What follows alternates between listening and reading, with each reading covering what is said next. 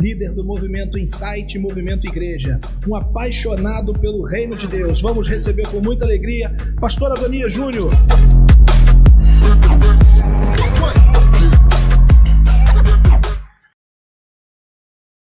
Quero desejar a você uma boa noite, que a graça de Jesus esteja habitando no seu coração. Amém?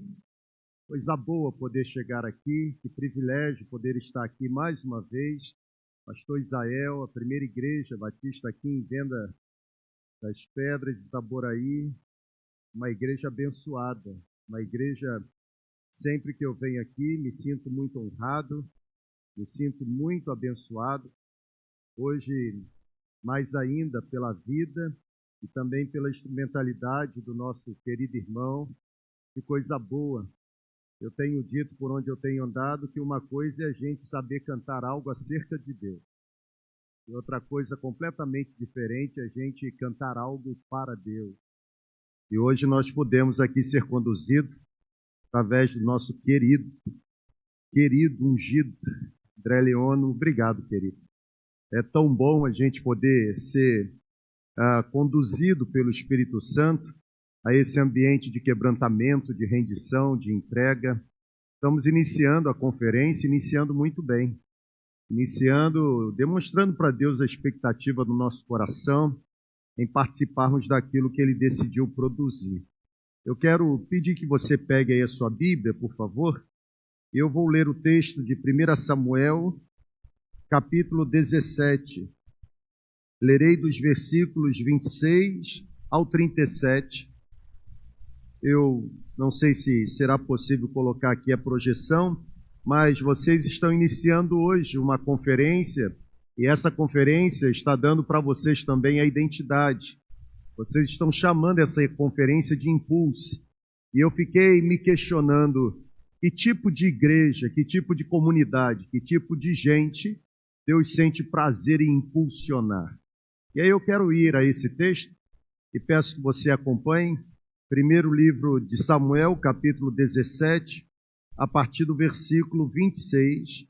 A Bíblia diz assim: Davi perguntou aos soldados que estavam ao seu lado: o que receberá o homem que matar esse filisteu e salvar a honra de Israel? Quem é esse filisteu incircunciso para desafiar os exércitos do Deus vivo? Repetiram a Davi o que haviam comentado e lhe disseram: é isso que receberá o homem que matar Golias. Quando Eliabe, o irmão mais velho de Davi, ouviu Davi falando com os soldados, Eliabe ficou muito irritado com Davi e perguntou: por que você veio até aqui? Com quem deixou aquelas poucas ovelhas no deserto? Sei, Davi, que você é presunçoso e que o seu coração é mau. Você veio só para ver a batalha. Davi disse: o que fiz agora? Será que não posso nem mesmo conversar? Então Davi se virou para o outro e perguntou a mesma coisa, e os homens responderam-lhe como antes. As palavras de Davi chegaram aos ouvidos de Saul, que o mandou chamar. Davi disse a Saul: ninguém deve ficar com o coração abatido por causa desse filisteu. Teu servo irá e lutará com ele. Saul respondeu: Davi, você não tem condições de lutar contra esse filisteu. Você é apenas um rapaz. Golias é um guerreiro desde a mocidade. Davi, entretanto, disse a Saul: teu servo toma conta das ovelhas de seu pai. Quando aparece um leão ou um urso e leva uma ovelha do rebanho, eu vou atrás do leão ou do urso, dou-lhe golpes, livro a ovelha de sua boca. Quando se vira contra mim, eu o pego pela juba e lhe dou golpes até matá-lo. Saul, teu servo pôde matar um leão e um urso.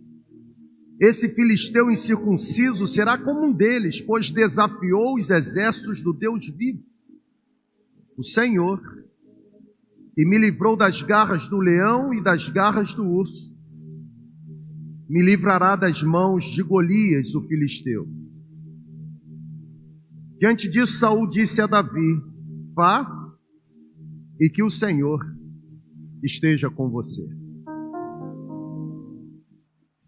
Esse texto é um texto muito conhecido. Eu enviei a projeção para alguém, não sei se chegou, mas eu preparei aqui alguns slides apenas para tentar dar a você a oportunidade de maximizar ou até mesmo colocar aí na sua mente alguns princípios que esse texto traz. Como eu disse, vindo para cá e pensando sobre esse nosso encontro e o que vocês estão propondo para os próximos dias, eu comecei a me perguntar que tipo de comunidade Deus sente prazer em impulsionar. Que tipo de pessoa, que tipo de igreja, que tipo de liderança, que tipo de povo Deus sente prazer em impulsionar. O senso comum classifica esse encontro entre Davi, o filho caçula de Jessé, o encontro de Davi com Golias, o gigante filisteu, aquele que estava afrontando o exército de Saul. A história, ou o senso comum, classifica esse encontro como sendo uma das histórias mais exploradas de toda a Bíblia, principalmente quando contada para as crianças. Eu me lembro do meu tempo, quando criança, ainda numa escola bíblica, aquela escola bíblica bem antiga, bem do tempo antigo, e ali a professora já me ensinava desde criança que Davi, um pequeno garoto, conseguia derrotar um grande filisteu chamado Golias. Interessante, o texto bíblico diz que os filisteus juntaram suas forças para guerrearem contra o povo de Israel. Eu quero considerar essa história tão conhecida, tão famosa, e eu quero aplicar 3 características de uma comunidade, de um povo, de uma liderança que Deus se diverte e sente prazer em impulsionar.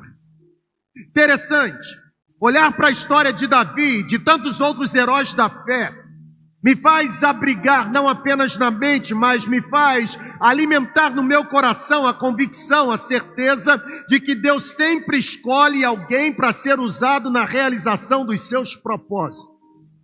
Deus usa gente, Deus usa pessoas, gente limitada, pessoa como eu e você. Deus sempre sente prazer em impulsionar pessoas para a realização de propósitos. Por exemplo, quando a arca precisou ser construída, Deus decidiu impulsionar Noé. Deus decidiu usar Noé para a elaboração daquele projeto. Quando o povo precisou ser arrancado da escravidão do Egito, como aqui nós cantamos, Deus decidiu impulsionar Moisés. Deus, de alguma forma, ele recrutou Moisés para liderar aquela missão. E com Davi não foi diferente. Alguém precisava enfrentar o atrevido Golias, e o escolhido não foi Eliabe, o escolhido não foi Abinadab, o escolhido não foi Samá. A Bíblia diz que quando precisou alguém ser usado para enfrentar Golias, Deus decidiu impulsionar o pequeno Davi. Quem está aqui comigo, irmão? Diga amém, por favor. Aqui está uma verdade que precisa ser considerada. Pode anotar aí se você quiser. Sempre que Deus tem um projeto importante a executar, Deus sempre irá escolher a pessoa certa a quem Ele possa impulsionar. Pode acreditar nisso. A pergunta principal é exatamente essa: que tipo de gente Deus sente prazer em impulsionar? Antes de apresentar as características, eu penso que é importante ressaltar os critérios que Deus tem. Interessante. Os critérios de Deus para impulsionar alguém, uma comunidade, são completamente opostos aos critérios que nós temos enquanto humanos.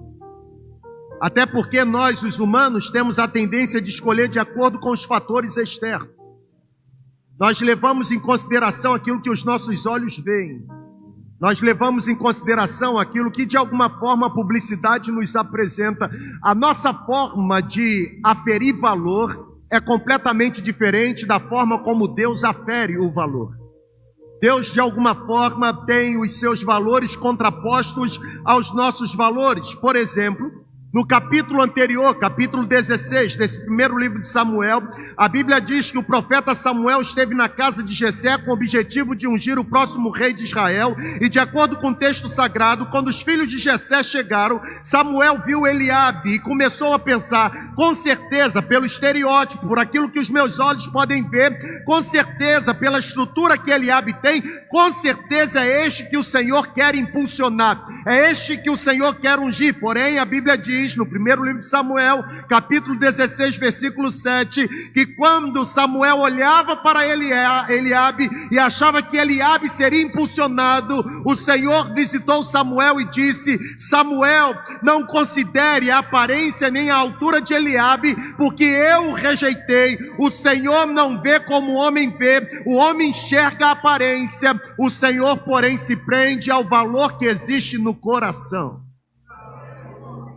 Isso aqui já me dá uma grande certeza de que a beleza de uma comunidade não está na estética que ela possui, não está no prédio que ela constrói, e muito menos nas habilidades dos músicos ou variedade dos instrumentos. A beleza de uma comunidade não está naquilo que os meus olhos veem. A beleza de uma comunidade está na intensidade como o Espírito Santo sente prazer em se manifestar.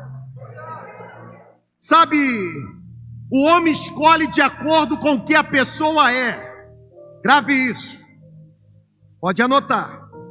O homem escolhe de acordo com o que a pessoa é, enquanto Deus escolhe de acordo com o que a pessoa se tornará.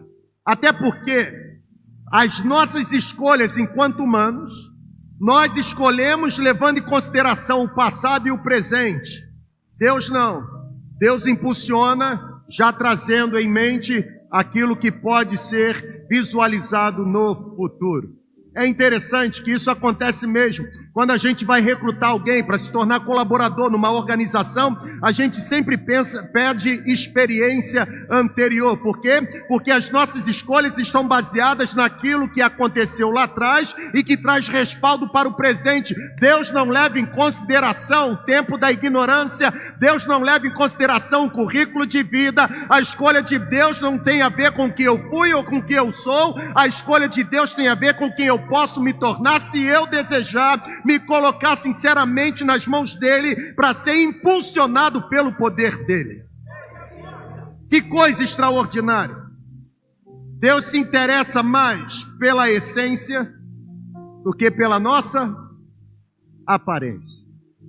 Que tipo de igreja, que tipo de comunidade, que tipo de pessoa Deus sente prazer ou se diverte em impulsionar? Primeiro lugar, pode anotar.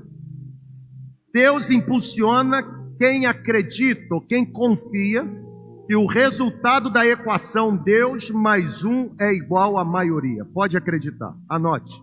Vocês estão olhando para mim assim muito sério, relaxa aí. Queremos ser impulsionados pelo Senhor. Primeiro momento, eu já disse para você que o Senhor impulsiona, não levando em consideração o passado ou o presente, mas olhando para o futuro. Deus usa gente simples, mas no primeiro momento, olhando para esse texto, eu acredito que uma comunidade que Deus sente prazer em impulsionar é uma comunidade que acredita que o resultado da equação Deus mais um é igual à maioria. Olha para cá, por favor. A matemática divina é completamente diferente da matemática utilizada por todos nós. Por que eu estou dizendo isso?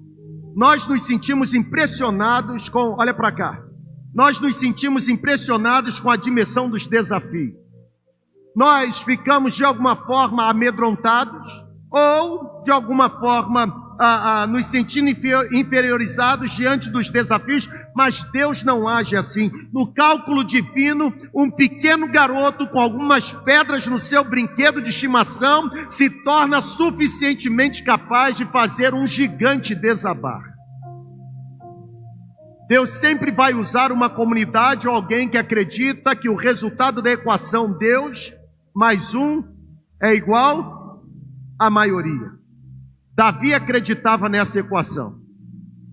Os irmãos de Davi não, e nem Saul. Interessante, irmão caçula sofre. Eu não sei se você é irmão caçula, eu sou filho único. mas o irmão caçula sofre. O Davi vai visitar os irmãos, vai fazer um favor, e quando chega lá, o irmão mais velho olha para ele e diz assim: o que você veio fazer aqui? É terrível isso, né? Por quê? Porque na cabeça de Eliabe, Davi era apenas um garoto. Mas na cabeça de Davi mais Deus era igual à maioria. Nossa, estão tão animados. Davi acreditava nessa equação. Disposto a fazer o que nenhum outro guerreiro em Israel se atreveu a fazer. A Bíblia diz que Davi, ao se aproximar do filisteu Golias, Davi pegou o seu cajado no riacho, escolheu 5 pedras lisas, guardou na sua bolsa junto com a sua tiradeira e acreditou que Deus mais um é igual à maioria. Interessante. A cabeça de Davi era diferente. Aquele desaforado gigante, ele gritava dizendo assim: tem homem aí? E cheio de homem. Inclusive Eliabe, forte, marombeiro, mas ficava quietinho.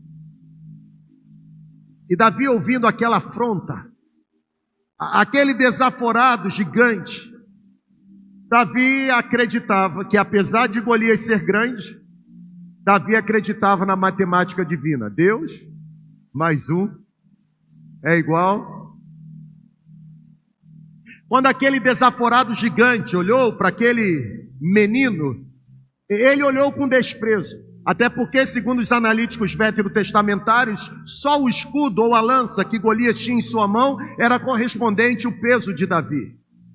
Davi foi olhado com desprezo por Golias. Golias olhou aquele menino franzino. Ao som das afrontas de Golias, Davi, convicto da matemática divina, Davi reagiu dizendo o seguinte: você vem contra mim com espada, versículo 45. Você vem contra mim com espada, com lança, com dardos, mas eu vou contra você em nome do Senhor dos Exércitos, porque o Deus dos Exércitos de Israel, a quem você desafiou, entregará você nas minhas mãos. É como se Davi estivesse dizendo o seguinte: Golias, você tem tamanho, mas de matemática você não entende. Na verdade, Golias, Saul descreveu bem você para mim, disse que você é guerreiro desde a sua juventude, mas você não participou na aula da matemática na escola de Deus. É como se Davi olhasse para Golias e dissesse o seguinte: Golias, você tem tamanho, tamanho não é documento, porque eu e o meu Deus juntos somos a maioria, e se somos a maioria nos tornamos invencíveis. Golias, você pode entender de briga de rua, mas eu entendo de matemática divina, e na matemática divina eu e Deus somos a maioria. Sabe, é como se Davi olhasse para Golias e dissesse: Golias, porque eu e o Senhor somos a maioria, você pode ser maior, mas hoje mesmo o Senhor entregará você nas minhas mãos. E outra coisa, eu matarei você, cortarei a sua cabeça, pois a batalha é do Senhor. Sabe, é como se Davi dissesse: eu e o meu Deus somos a maioria. Que tipo de igreja Deus impulsiona, pastor? A igreja que acredita que ela e Deus é a maioria. Interessante, de quando em vez eu fico olhando para algumas igrejas e fico me questionando se de fato elas acreditam no poder do Deus que elas servem. Porque, meu irmão, quando se trata de fazermos a obra de Deus, pega isso aqui, por favor. Quando se trata de fazermos a obra de Deus e realizarmos os propósitos de Deus, a pergunta não é o que podemos fazer, a pergunta é o que Deus deseja fazer. Eu vou repetir. Quando se trata de fazer algo para Deus, e no poder de Deus, para a glória de Deus, a pergunta não é o que eu posso, a pergunta não é o que nós podemos, a pergunta é o que Deus deseja. Porque se Deus desejar, vai acontecer. É sério. Não, eu estou dizendo, é verdade. A Bíblia diz: bem sei, Senhor, que tudo podes e nenhum dos teus planos podem ser frustrados. A Bíblia diz que o coração do homem faz o plano, mas a resposta certa vem dos lábios do Senhor. Na verdade, a Bíblia diz que agindo Deus, ninguém poderá impedir. A Bíblia diz, se Deus é por nós, quem será contra nós? Ô irmão, se tratando de projeto divino, a questão não é o que podemos, a questão é o que Deus deseja. Porque se Deus desejar, vai acontecer. Essa é a matemática de Deus. Foi assim com Davi. Davi acreditou nisso. Porque confiamos no poder de Deus, nenhuma dificuldade, por maior que seja, poderá nos intimidar. Foi assim com Davi. Davi acreditava que ele mais Deus era a maioria. Foi assim com Gideão. Midianitas, amalequitas, queimando os trigos, devastando as plantações. 32 mil homens, restaram 300 homens. Mas, mesmo diante da multidão dos midianitas, Gideão foi capaz de acreditar que eu, mais Deus, somos a maioria. Foi assim, por exemplo, com o profeta Elias. Não apenas quando esteve diante dos 450 profetas de Baal, mas também quando esteve diante dos 400 profetas de Azerá. Profetas que comiam na mesa de Jezabel. Elias precisou acreditar que ele, mais Deus, é igual. Foi assim com o profeta Eliseu. A cidade cercada, o rei da Síria manda que Eliseu, ou pede que Eliseu fosse identificado, para que Eliseu não apenas fosse alcançado, mas exterminado. E a Bíblia diz que quando Eliseu se viu cercado pelo exército inimigo, informado pelo seu servo, Eliseu precisou se remeter ou ser remetido para a matemática divina de que ele e Deus é igual. Eliseu, a cidade está rodeada de carros, cavalos e cavaleiros. Qual foi a resposta de Eliseu para o seu servo? Levante os olhos, comece a visualizar se você enxerga alguma coisa diferente nos montes. O resultado da equação foi: a cidade continua cercada de carros, cavalos e cavaleiros, mas os montes existem carros, cavalos e cavaleiros de fogo, porque mais são os que estão conosco do que os que estão com ele. Que tipo de igreja Deus impulsiona? Se vocês desejam ser impulsionados para o próximo ciclo, vocês precisarão fazer o dever de casa. E o homework é acreditar que a matemática de Deus é diferente da nossa. Na matemática de Deus, Deus mais um é igual à maioria. Pode ter Golias, podem ter filisteus, podem ter incircuncisos, não tem problema. Podemos ser pequenos, franzinos. Se Deus desejar fazer, eu e Deus somos a maioria. Mas tem um segundo ensinamento, uma segunda lição nesse texto. E a segunda lição é que tipo de igreja, povo, liderança, comunidade que Deus impulsiona. Em segundo lugar, Deus impulsiona aqueles que valorizam oportunidade e não os problemas.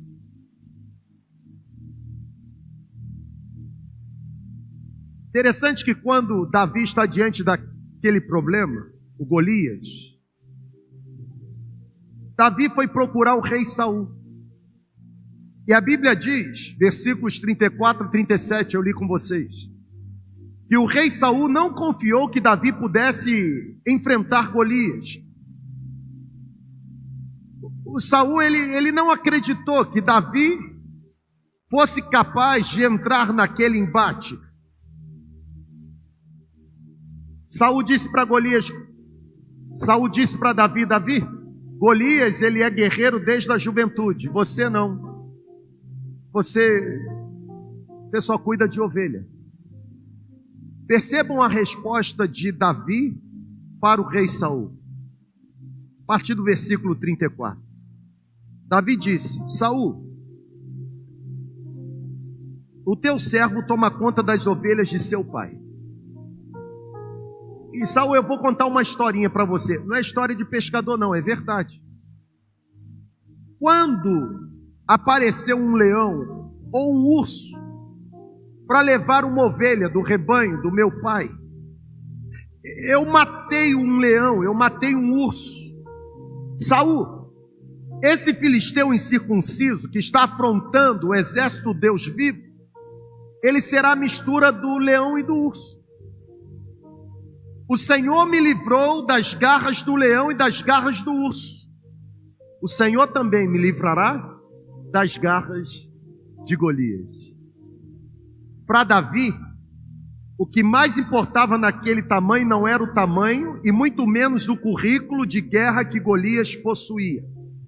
Para Davi, a única coisa que importava naquele momento era aproveitar a oportunidade para que através da sua vida o poder de Deus pudesse ser manifestado. Ou seja, que tipo de povo Deus sente prazer em impulsionar? Deus impulsiona aqueles que não depositam atenção demasiada na dimensão de dificuldades, mas enxergam em cada adversidade oportunidade para promover a glória de Deus. Eu me lembro, e eu já contei essa experiência, pastor de vocês conhece essa experiência. Eu me lembro o ano de 2023, e eu tendo que lidar com uma situação assim que eu não desejei no ministério.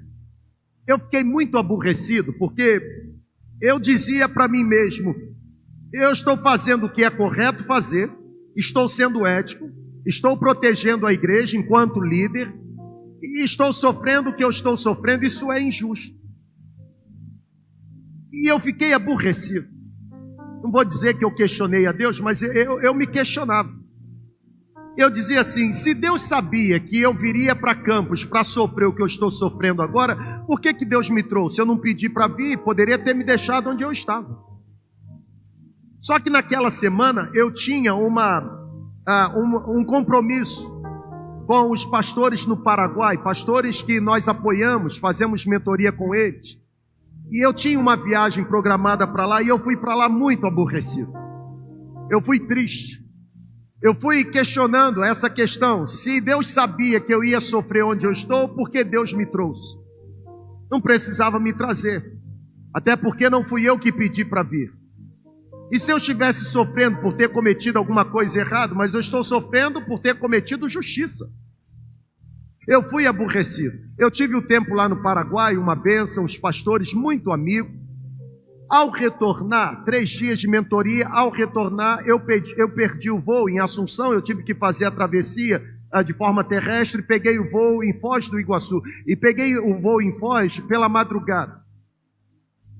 Quando eu cheguei a Foz, aguardando o voo, enquanto eu estive com os pastores lá no Paraguai, a terapia ocupacional, eu me esqueci daquilo que me aborrecia.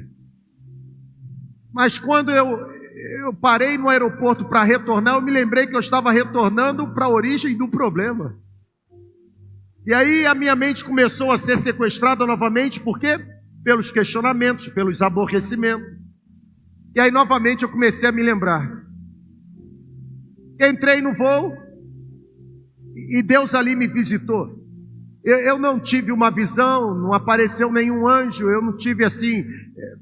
Eu não sei se Deus já falou com você dessa forma, mas naquele voo a minha mente, ela começou a ser habitada por Deus, e eu tinha certeza que aqueles pensamentos que vinham à minha mente, é como se Deus estivesse falando de forma audível aos meus ouvidos. Já teve essa experiência? E Deus então me perguntava assim, você se lembra de como você foi para o Paraguai? Eu disse, me lembro tanto quanto estou agora. Eu não somente me lembro como eu fui, mas eu continuo aborrecido. E Deus então me levou a uma conversa que ele dizia assim, você está aborrecido pelos problemas que você está enfrentando?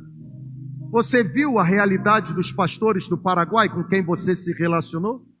Eu disse, vi. Observou bem como é o ministério que eles realizam, os desafios? Eu disse, sim. Você quer viver a realidade que eles estão vivendo lá? Eu disse, óbvio que não. Aborrecido estou, mas burro não sou. Não quero.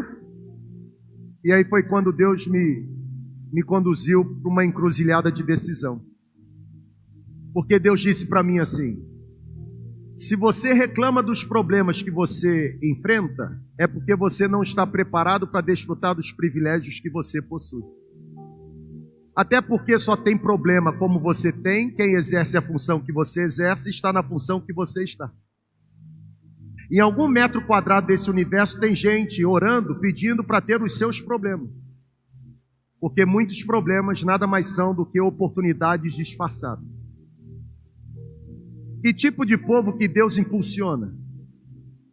Deus impulsiona um povo que não fica focando nos problemas, dimensão, mas que vê em cada cenário desafiador oportunidades para que o poder de Deus se manifeste.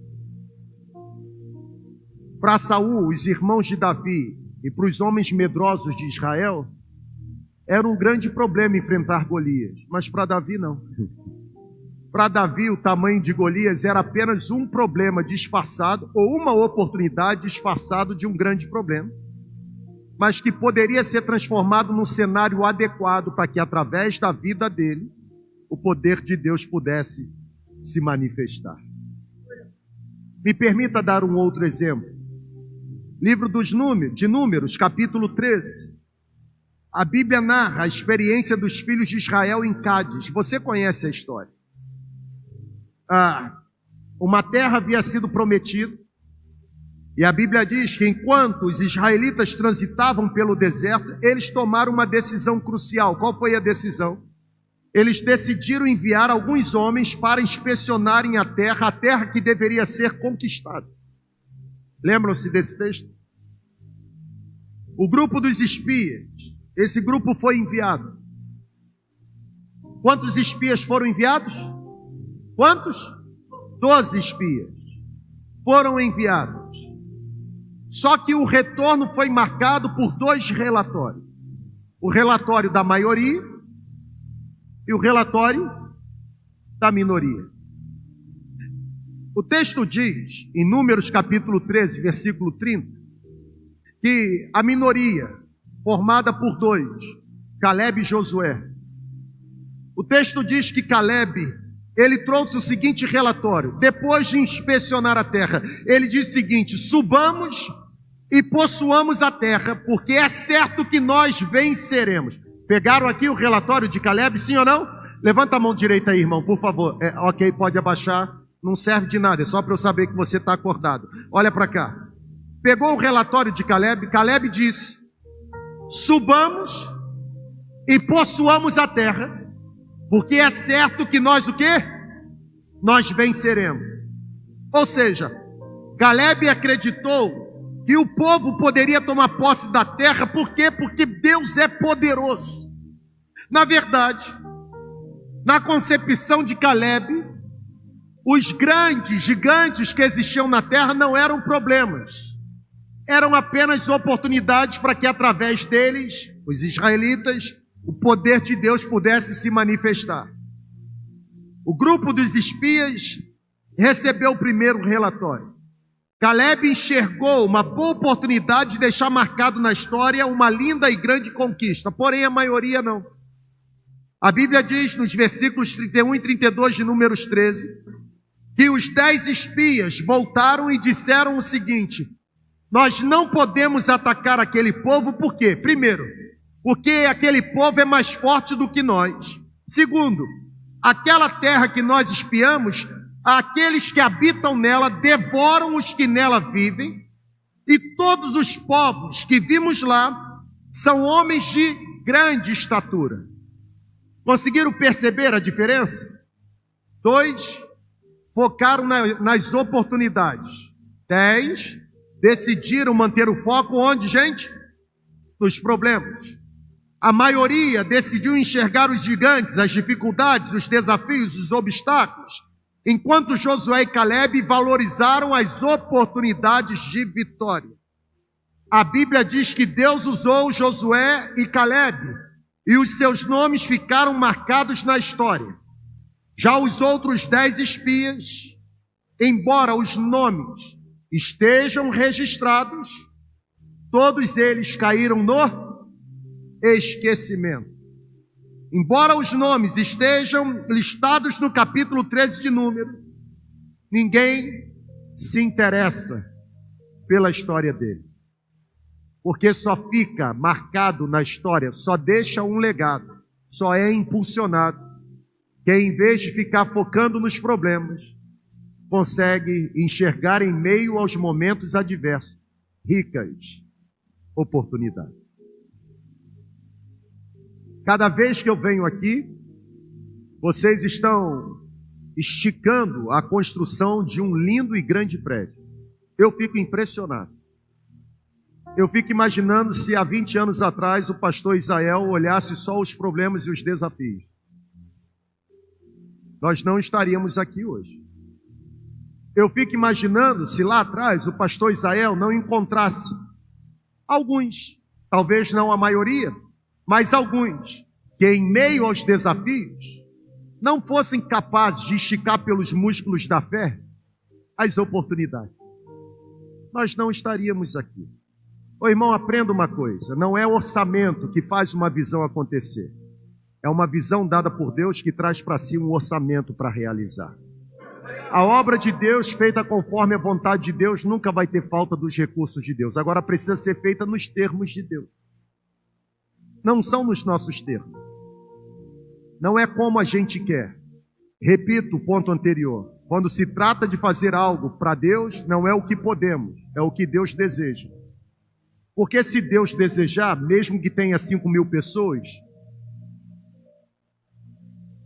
5 torradas e 2 sardinhas irão alimentar todo mundo. É sério, eu não sei se você acredita nisso. No reino de Deus a matemática é invertida, a economia é invertida. Na verdade, no reino de Deus a gente perde o que a gente retém, a gente multiplica o que a gente doa. Já parou para analisar? Igreja é o único lugar que a gente gasta mais do que arrecada e no final ainda sobra. Vocês estão muito...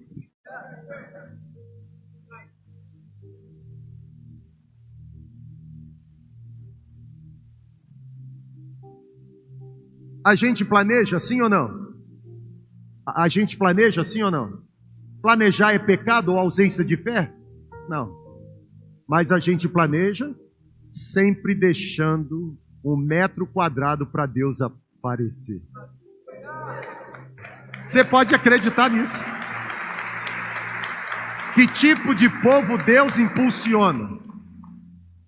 Um povo que encara a oportunidade.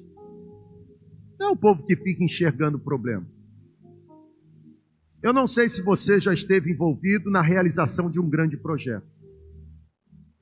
Mas estar envolvido na realização de um grande projeto, irmão, é terrível quando você tem que conviver ao lado de pessoas dominadas pela lei de Murphy.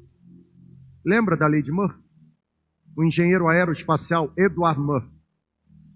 Diz a história que depois de um experimento frustrado, criou o seguinte axioma: isso não vai dar certo. Já lidou com gente assim? Isso não vai dar certo. Isso não vai dar certo. Isso não... Ô irmão, é terrível. Gente pessimista contamina outras pessoas. Eu prefiro acreditar que em meio aos desafios, Deus continua sendo quem Ele sempre foi. Eu prefiro trazer nos meus lábios, em vez de murmuração, expressões de fé. Por exemplo, eu sei que o meu Redentor está vivo e que no final irá se levantar em meu favor. Como, por exemplo, eu sei em quem tenho crido e estou certo de que é poderoso para guardar bem o meu depósito. Como, por exemplo, aquele que em mim começou a boa obra é fiel para aperfeiçoá-la até o dia de... Como, por exemplo, fui moço, sou velho. Esse é meu mesmo, fui moço, sou velho. Nunca vi justo desamparado, nem a sua descendência. Que tipo de povo Deus impulsiona? Quem acredita na equação Deus mais um é igual à maioria, mas também quem fica, em vez de murmurar por causa de problema, mantém os seus olhos alimentados pela esperança da fé. Problemas podem ser oportunidades disfarçadas. é igual a enfermidade, irmão. É óbvio que eu nunca orei para Deus me dar uma enfermidade. Pelo contrário, eu oro todos os dias para Deus me poupar de enfermidade. Mas se em algum momento a enfermidade vier, em vez de eu encarar a enfermidade como um grande problema, eu vou encarar a enfermidade como uma grande oportunidade. Até porque, como testemunhar sobre cura se antes não for enfermo?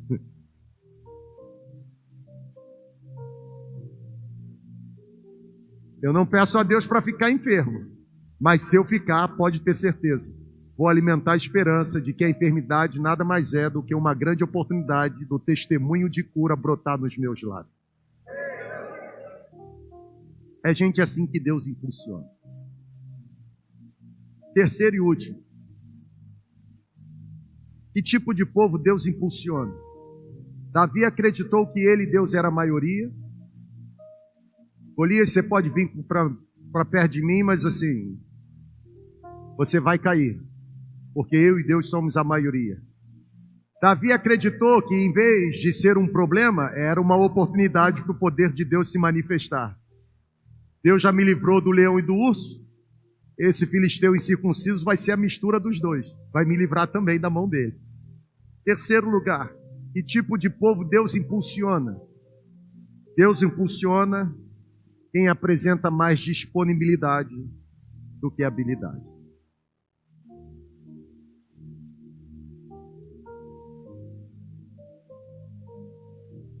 Pega isso aqui.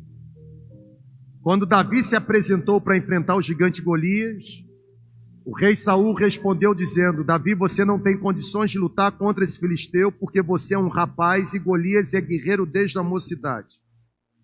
Para Saul, Davi não tinha habilidade. Para Deus, Davi tinha disponibilidade.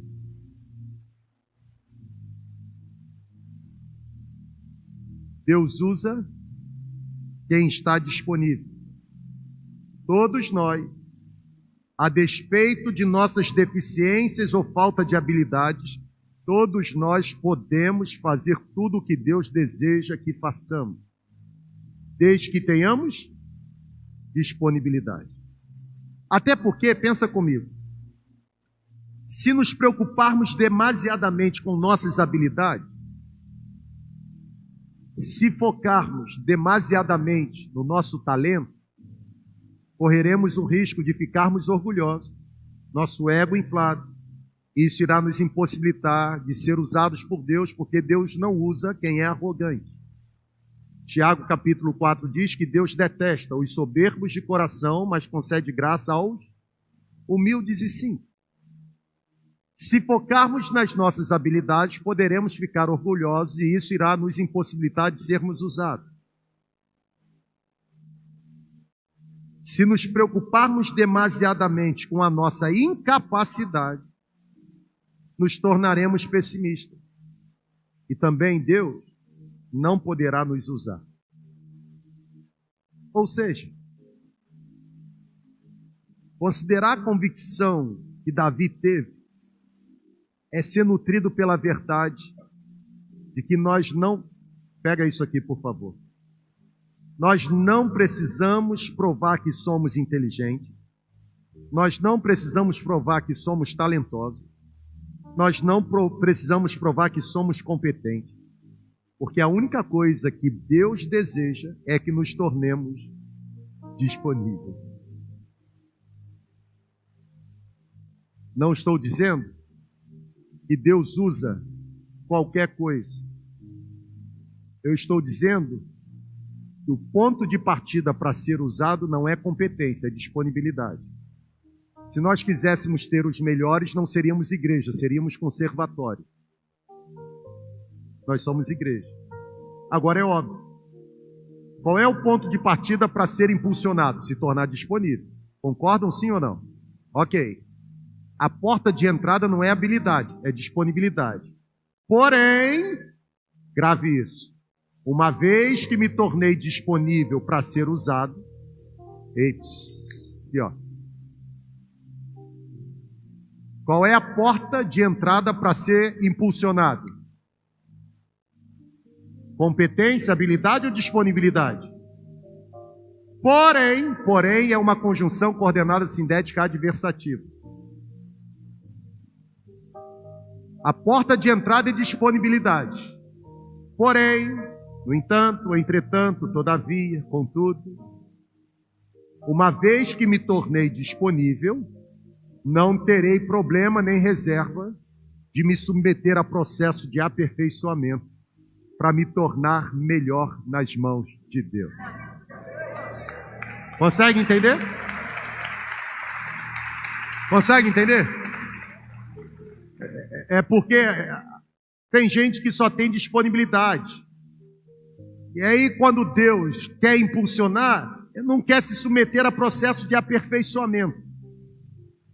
Uma coisa não exime a responsabilidade da outra coisa. Qual é a porta de entrada? Mais uma vez que me tornei disponível e quero ser impulsionado, não terei nenhum problema de me submeter a processo de aperfeiçoamento para me tornar o melhor que Deus deseja usar naquele tempo. É simples. Então eu me tornei disponível. Exemplo. É um exemplo, não aconteceu comigo, mas um exemplo. Sou líder de célula e lá, isso aconteceu com um membro da nossa, um coordenador de área que nós temos hoje. Aliás, um dos que mais multiplicou na nossa comunidade. Pedrinho. Nunca tocou nada, nem panela, nada. Ele reunia a célula e na hora do louvor ele colocava uma música no YouTube. Só que de quando em vez, no meio, sabe? Quando estava ali, entrava uma propaganda. Aí ele uma vez disse assim: rapaz, isso é coisa do diabo. Eu falei: não é coisa do diabo não, é porque você não tem a assinatura premium. É porque às vezes a gente bota, ele é culpado por tudo mesmo de errado, mas sim, aquilo dali não fizesse uma assinatura. Aí ele falou assim: mas isso não pode acontecer. O que ele precisava fazer? Se tornar o quê? Disponível. Ele se tornou? Se tornou. Aí o que ele fez? Comprou um violão, se matriculou na escola de música nossa e começou. Começou aprendendo 3 acordes: Dó, Fá, Sol, Dó, Fá, Sol, primeira, quarta e quinta, primeira, quarta e quinta. Tocou 2 músicas. Senhor, formoso é. Só saber fazer isso.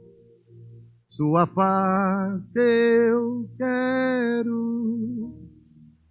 Dó, Fá, Sol, Dó, Fá, Sol. Não fazia nada de menor, só Dó, Fá, Sol. Segunda música. Deus está aqui. 2 músicas. Primeira semana, Senhor. Segunda semana. Terceira semana. Aí eu perguntei: e terceira semana? Ele assim, eu virava para o vô e dizia assim: Deus está me tocando para cantarmos aquela música. Senhor. Ele fez o correto? Fez, se tornou disponível. Porém, ele tem oportunidade de aperfeiçoar. Sabe quem será? Olha para cá, por favor, receba isso.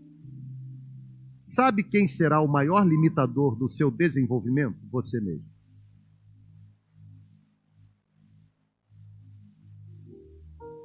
Eu vou repetir.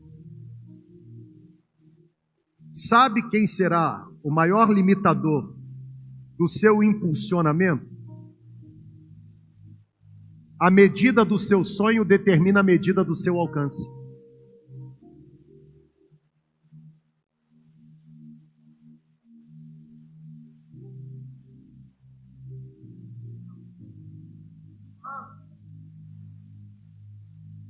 Ah, mas esse prédio é tão grande, né? É. Numa cidade como Itaboraí, quantos mil habitantes? 200 mil habitantes. Qual a porcentagem de cristãos? Não sabe. Não deve chegar a 50%. Significa dizer que esse prédio é muito pequeno diante da multidão que ainda precisa ser alcançada.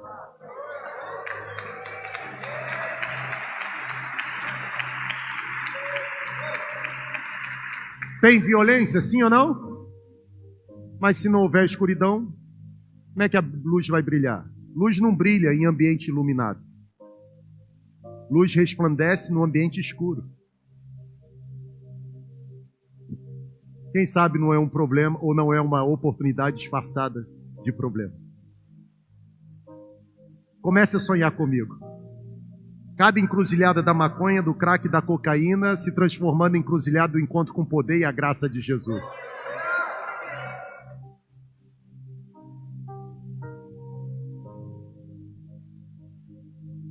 Se torne disponível. Não é questão de habilidade. O pontapé é disponibilidade. Depois vem o aperfeiçoamento, mas é preciso estar disponível.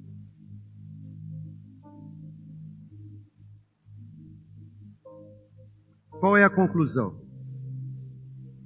Todo e qualquer talento se tornará inútil se não houver em nós disposição em usá-lo para a glória de Deus. Que tipo de igreja Deus impulsiona? A igreja que acredita que o resultado da equação Deus mais um é igual à maioria. A igreja que, em vez de focar em problema, fica murmurando, encara problemas como oportunidades disfarçadas. Terceiro, igreja que aprende que Deus deseja mais disponibilidade do que habilidade. A origem do fracasso, ela não está na nossa falta de habilidade. A origem do fracasso está na nossa decisão de tirarmos os olhos de Jesus. No momento em que desviarmos os olhos da única pessoa que tem poder para nos sustentar, a nossa situação vai se tornar escorregadia, desastrosa, desesperadora. Que venha um tempo de impulsionamento sobre vocês. Que impulse não seja apenas o nome de uma conferência, que irá se repetir ano após ano, marcando o final de um ciclo e o início de um novo ciclo. Mas que impulse seja a identidade ou a digital de Deus sobre vocês, mostrando para vocês que ainda que vocês tenham gigantes pela frente, esperando por vocês desafios, problemas, vocês podem acreditar que se Deus é por vocês, não existirá nada que poderá prevalecer contra vocês.